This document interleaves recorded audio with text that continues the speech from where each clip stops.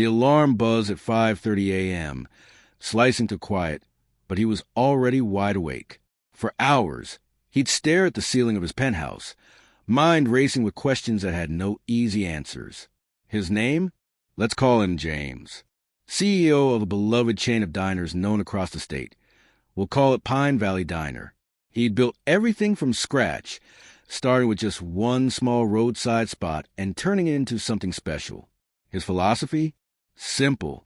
Treat your team like family, and they'll treat your customers like royalty. But lately, things were off. The reports told a grim story. The East Side location was bleeding employees. Complaints were rising. Something was wrong, and James knew he couldn't fix it from behind a desk. So he did something drastic. He dug up an old pair of worn khakis, a faded blue shirt, and some scuffed boots, clothes from a life he used to live before boardrooms and quarterly meetings. He borrowed a modest car from his assistant husband and drove through neighborhoods he hadn't seen in years. As the city slowly woke up, so did something inside him, a memory of who he once was. At 6:40 a.m., he pulled into the back lot of the East Side Diner. The place looked tired, paint peeling, a flickering sign. When was the last time he visited? Months, maybe more. He adjusted his cap, checked his reflection in the mirror. Tired eyes, gray hair, perfect. Inside, the smell of coffee and sizzling bacon welcomed him. And then she walked in. Let's call her Lena. Young, kind eyes, auburn hair tied neatly. She wore the uniform like it meant something. Crisp white shirt, black apron. Her smile lit up the whole room. Morning, she said warmly, offering him a fresh cup of coffee without even asking how he liked it.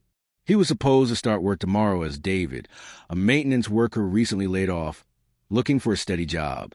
But Lena didn't seem to mind. He showed up early. They talked. She mentioned the ice machine, grinding weirdly, the men's room door handle barely holding on. He nodded, taking mental notes. These weren't in the monthly reports. Then came Mark, the shift manager. Confident, polished, smiled, but never with his eyes. He caught sight of David at the counter and raised an eyebrow. Shouldn't you be working? Lena stiffened slightly. I was just being friendly. Mark gave a thin smile.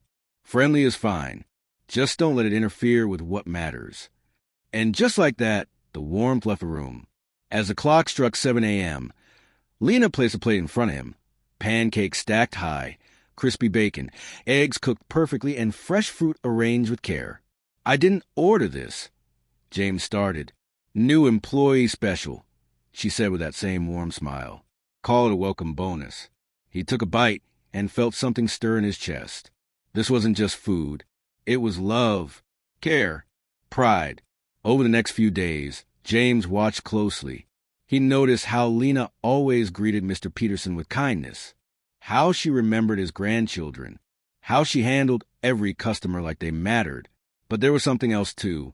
She glanced nervously toward Mark's office. Her shoulders tensed when she thought no one was watching. She counted her register like someone expecting trouble. Something was very wrong. On Tuesday morning, James crouched near the coffee station, pretending to fix an outlet. In reality, he was watching Mark watch Lena, clipboard in hand, notes being taken. Every time she handled cash, every time she offered a free refill, every time she stayed a little late to help, Mark was documenting it all. James clenched his fists. This wasn't management. This was surveillance. Wednesday brought more horror. He overheard Mark cornering Lena during her break. She was eating a sandwich, mostly lettuce. So, Mark leaned casually against the table. Let's say a regular comes in 5 minutes before closing. They're hungry. You know they tip well. He asked her leading questions. Traps. Would she serve them? Would she ask the kitchen staff to stay late? Would she bend health code rules? It was clear Mark wanted her to fail. Thursday got worse. Mark placed a small recorder on the counter between them. Corporate wants documentation, he said smoothly. He questioned her for showing up early, for helping set up before a shift. You're making other employees look bad, he said. Lena's eyes dropped. She apologized for caring too much. By Friday, James knew this wasn't just poor management. This was psychological warfare. Employees were being tested, watched, broken down. He found files in Mark's office, detailed profiles, photos, timestamps, behavioral notes, all of it designed to justify firing the best workers, those who cared too much. There was a form stamped with the corporate seal, a program called Project Integrity. Its goal? Eliminate employees who prioritize compassion over compliance.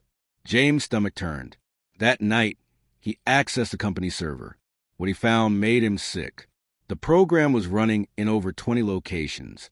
127 employees had been forced out, not because they were bad workers, but because they were too good. And now, the East Side location was marked for closure. Friday morning, James sat in the parking lot, heart heavy.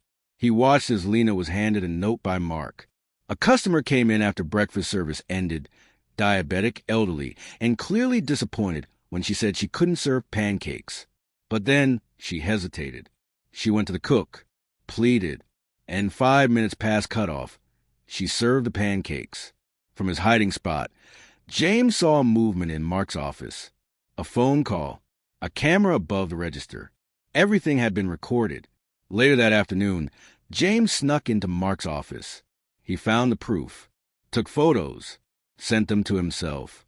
That night, he read emails that confirmed his worst fears. Tiffany, the regional manager, had orchestrated it all. She called it efficiency.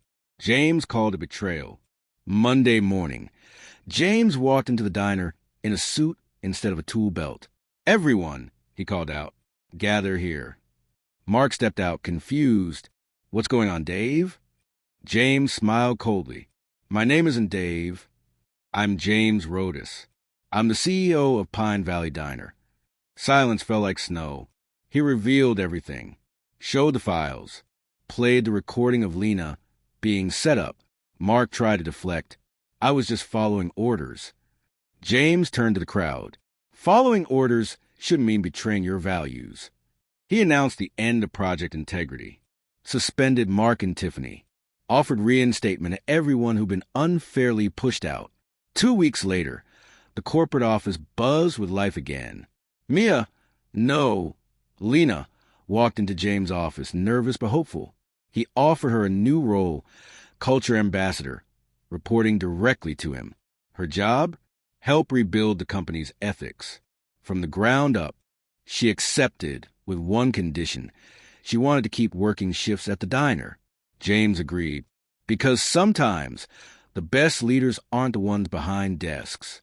Sometimes they're the ones serving breakfast at 7 a.m.